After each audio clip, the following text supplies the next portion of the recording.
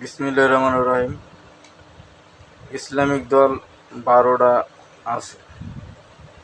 12টা Islamic দল যদি একসাথে হয়ে কাজ করে এক ফ্ল্যাটের নিচে, ইসলামের জয় নিশ্চিত হবে ইনশাল্লাহ।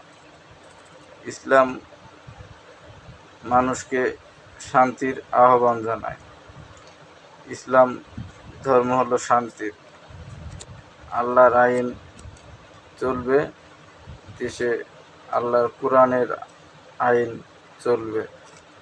এছাড়া অন্য কোনো কিছুতেই শান্তি দিতে পারবে না।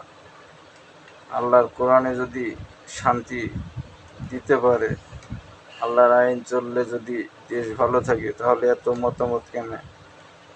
সকল জাতি ভাইকে প্রশ্ন করি, কেন এত মতামত?